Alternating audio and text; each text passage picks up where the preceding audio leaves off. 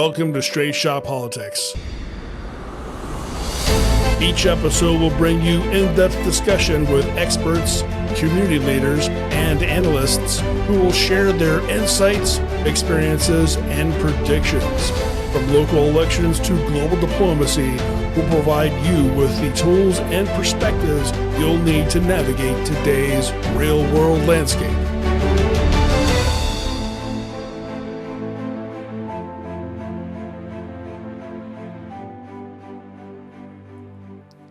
Coming to you from the MEC TSC studios, this is Straight Shot Politics. I'm Lisa Chafee. I'm Michael Nash. And I am Josh Cease. And joining us tonight, two very special guests, Josh. We have comedian extraordinaire Michael Loftus. Thanks for having me. It's good. My triumphant return to the show. Yes, because you've been here a couple times. I'm pretty excited. I'm getting the sense of Vujade. I haven't seen you since I got the old heave-ho from radio days. It's been a while, Mikey.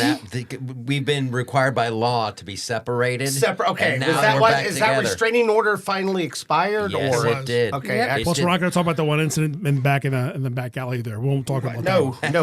So, Josh, and who else is on the show? we also have the president of FOP Lodge Number 9, Mr. Brian Steele. Welcome, sir. Thank you so much. Thanks for having me. Brian, Semper Fi, sir. Thank you for your service. We Semper love Fi. you, Brian. You're awesome and everything you're doing for Columbus and keeping us safe. So there's so much to unpack tonight, and I know we can't talk about everything, but what seems to be on the tip of everybody's tongue is temporary protected status. What exactly is that? So I Googled it. I asked Grok, actually, and it says that it is a humanitarian immigration program that allows foreign nationals already in the United States to stay and work legally if their home countries are deemed too dangerous for them to return. And there's a bunch of criteria that they have to meet.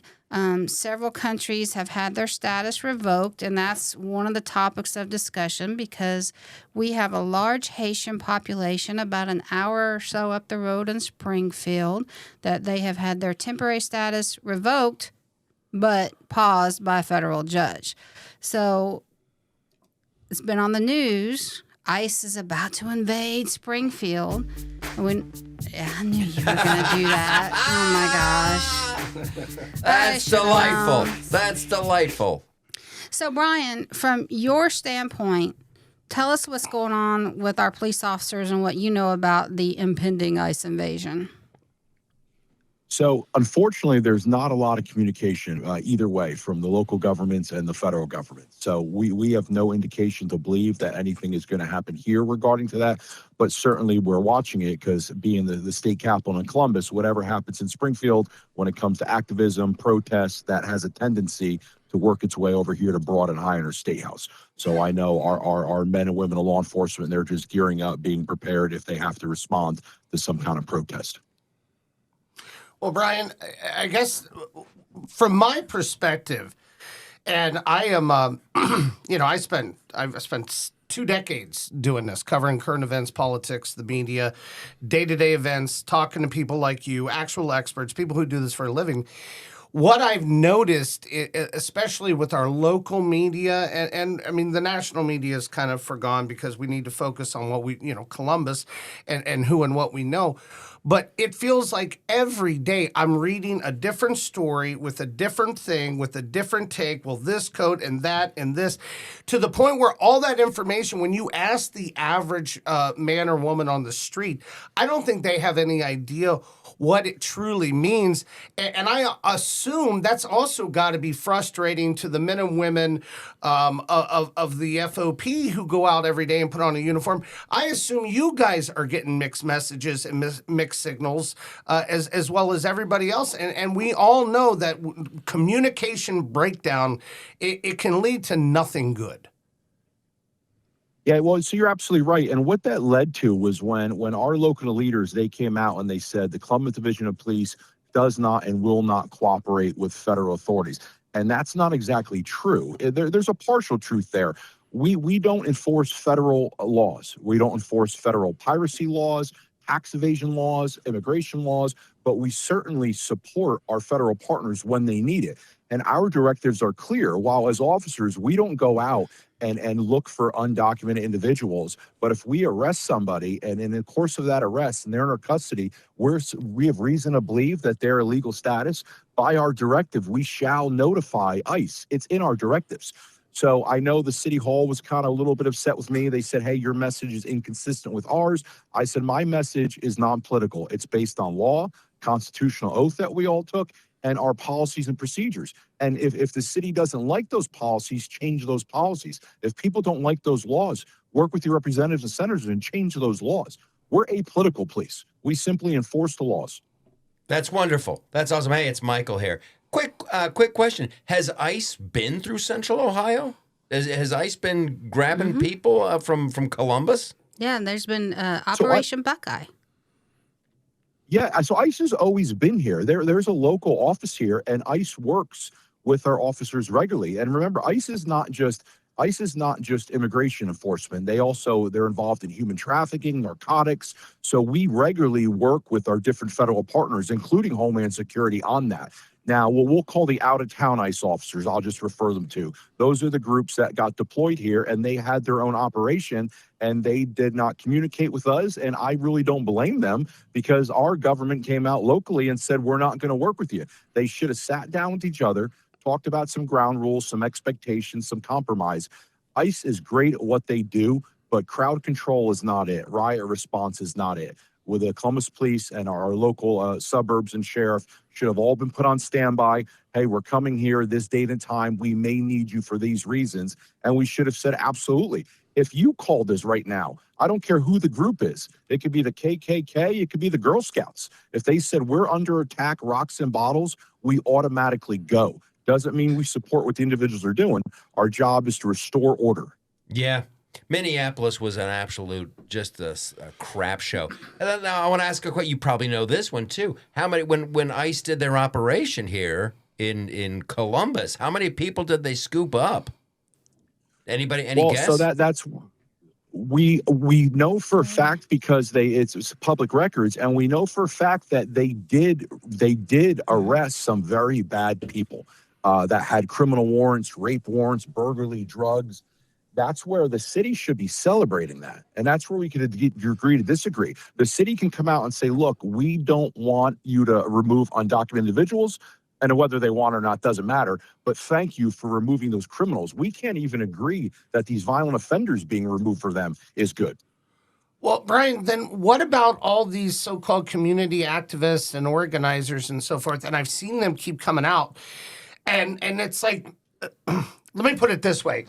Ironically, excuse me, a lot of the same people that were complete ACAB, right? All cops are, you know what, during the fiery but mostly peaceful protest summer of 2020, now are begging local law enforcement, oh, come help us, come defend us from ICE. Do they not understand? Well, first of all, the irony of, oh, hey, you remember us, your local men and women of the law enforcement, that you wanted defunded? Yeah, we're still here. But more on top of it, explain why you can't go in and just go, all right, ICE, we're going to interfere with your investigation because our citizens are demanding it and we're the local police. And we explain to people who don't understand, they can beg and plead all they want for local law enforcement to help, but you cannot interfere one way or the other in these federal law enforcement operations.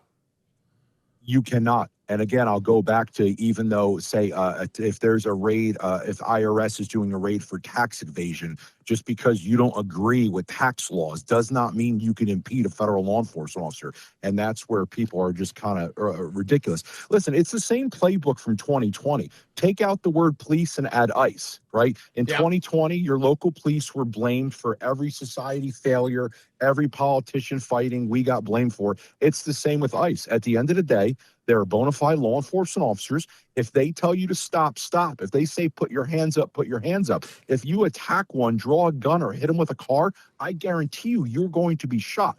This is preventable. Don't attack them. Don't hit them with rocks and bottles. This is easy. How sad is it that we have to say that out loud, right? You know, I thought that was basic. Hey, I'm being pulled over by the police. I should probably keep my hands where he can see them. Right. I don't want to make anyone nervous. And it's like, hey, you probably shouldn't throw a bottle at a federal agent. I want so much. I want televised trials for anybody who does Right. that. So And I want to see their face just crumble as they get the J6er treatment. Other federal law enforcement, whenever you mess with them, like go to the airport, have your bag, throw it on the counter, and say, you know what? I think I left my bomb at home. Hopefully I did.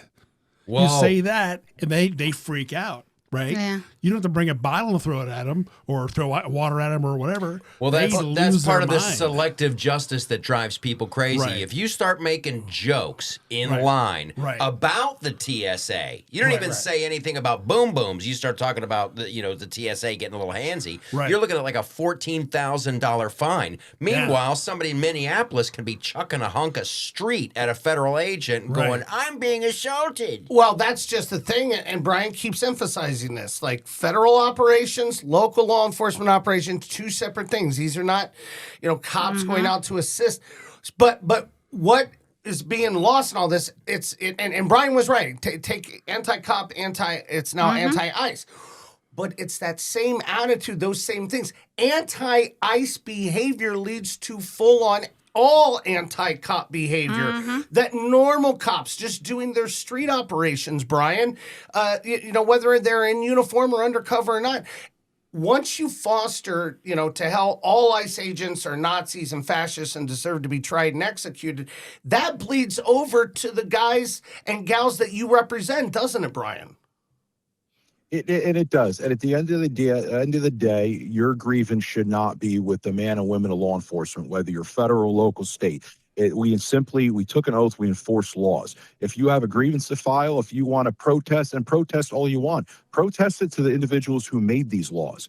Go to your senators or your representatives on both sides of the aisle and sit down with them, not the men and women of police. We are simply enforcing laws. And then you'll hear, okay, what are you? You're Gestapo now? Or are you are you Nazi officers? That's completely ridiculous.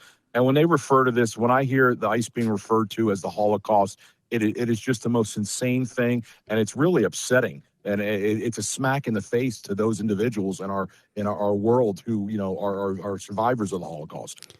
So, I hate hearing that. Yeah, it's sickening. So, Brian, some of the videos that I've seen of what's happened in Minneapolis and even LA too, the protesters, they're screaming at the ICE agents, "You're not real police. You can't tell me what to do." So, can you please explain the difference between an ICE agent and your local police officer? So the way our forefathers set up our country, it is truly a beautiful thing. We have no national police force. It's not like some other countries where you have a national police force. We are by design. We have state, local, and federal. A local police officer, let's say Columbus Police, will enforce the state ORC, right? Crimes against the state, and local ordinances. The federal government, there's not one agency that does it all. So like in the movies, the FBI comes in and says to the detective, "Hey, I'm taking over this murder." Well, that's not how it works. You can work with federal agencies often if something is interstate, if maybe your suspect committed a crime in Columbus and he also committed a crime in California, you can help partner with federal agencies who have a longer reach, a longer arm of the law, and more resources. But your federal officers, again, there's officers in the federal government that simply do piracy laws, some that simply do federal drug laws, but we all work together, and that's how it always works. A lot of times the federal officers can't work without the local, and we can't work without the federal. We're all law enforcement officers, and we should be working together. And again, that doesn't mean your local officer necessarily is going to go check people's immigration status, but that definitely means we back them up when they're in emergencies. And when we get our hands on a criminal that is undocumented, we should be turning them over. Yes. Indeed.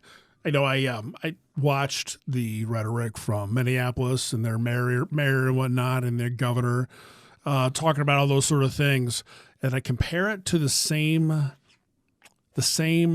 style, or the same messages, or the same type of response that our local Andy Ginther and Zach Klein and those guys, their messages, the response was the response, but the message is different.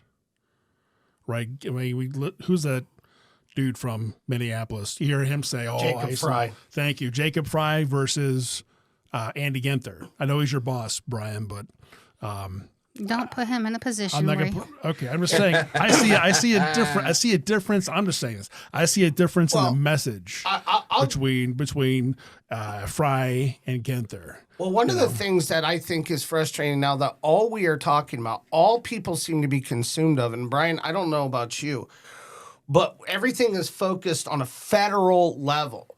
Brian, you're the local FOP president. Can you talk about, because I feel like there's some violence, there's a lot of gun violence, especially, again, amongst our youth here in Columbus, that I think has been getting buried. I don't think it's been getting enough attention.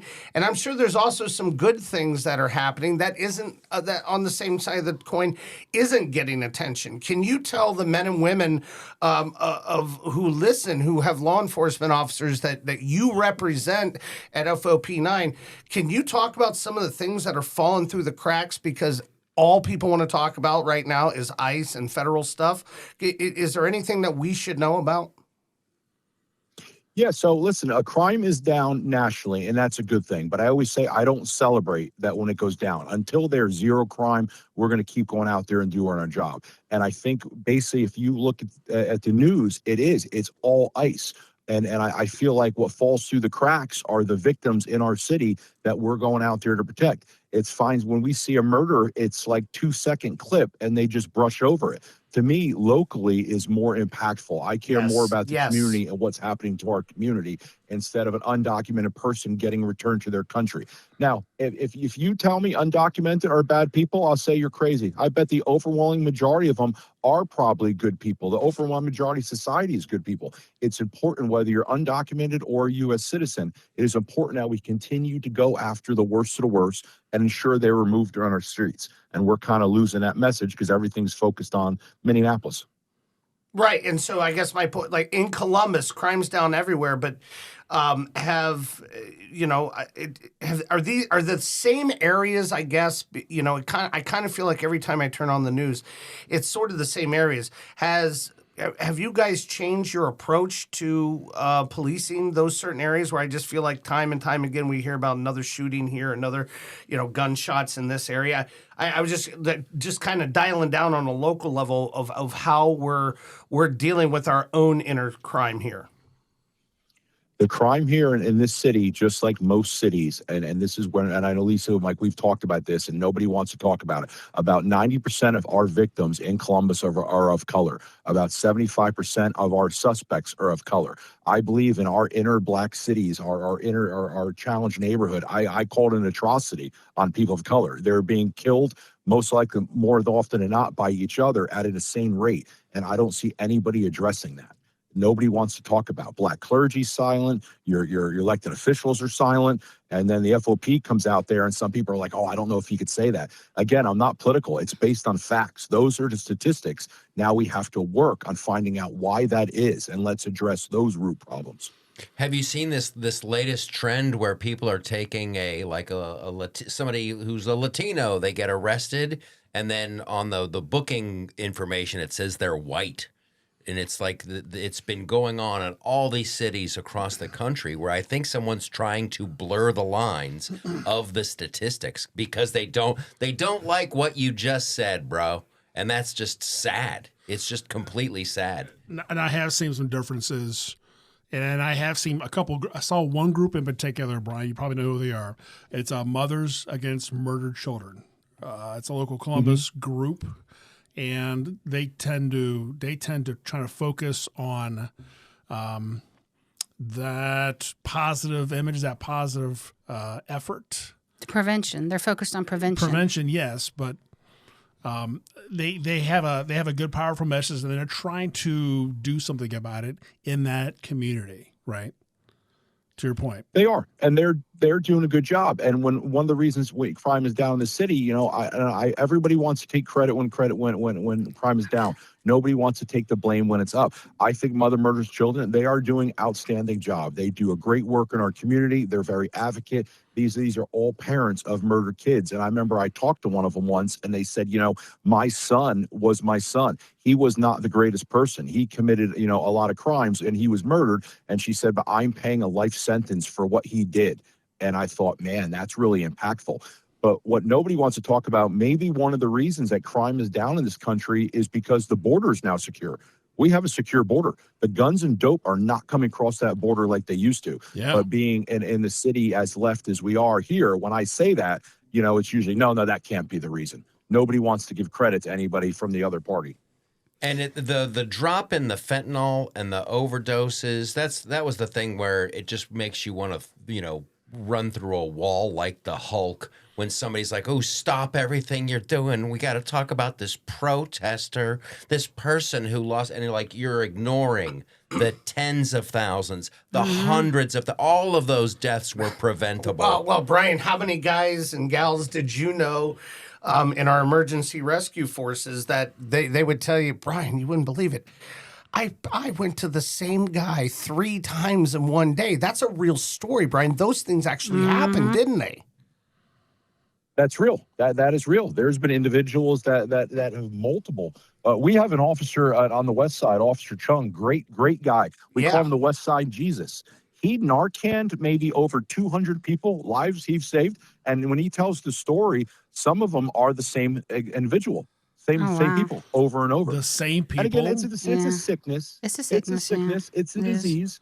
We have to get you the help. Sometimes that help is education. Sometimes that help to those individuals is hospitalization. Sometimes it's incarceration to help them help themselves. Hold on. This guy Narcan 200 people?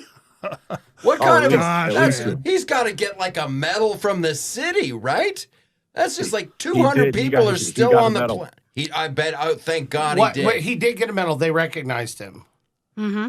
They did. And he's forever known as the West Side Jesus. Officer Chung, the West Side Jesus. That's Chung, great. there we go. Officer Chung, the West Side Jesus. You can. That's like a country song. That's a country All song. right, Brian, before we let you go, please tell us if anybody listening would like to support our men and women in blue. How can they do that? So the number one thing you do, the easiest thing you could do is go up to an officer and just say, thank you for your service or be safe. And, you know, when individuals always say, you know, thank you for your service, I always say, thank you, you're worth it. And I said, the men and women of law enforcement, every day they kiss their families goodbye, right? They pet their dog. They go out to an 8-hour shift in the unknown. All they want to do is come home, and they want to know if they don't come home, it meant something. No different than that our service members like my son that are going overseas. They want to know it's for something. Amen. There we go. All right. Well, Brian Steele, president of FOP Lodge Number 9, thank you so much for joining Hey, buddy. us. We enjoyed talking to you. Thank you, Brian, Great very meeting much, you. sir. And hey, thank you. Thank you. Thank you. Semper Fi, brother. Yeah, you're all worth it. Semper Fi.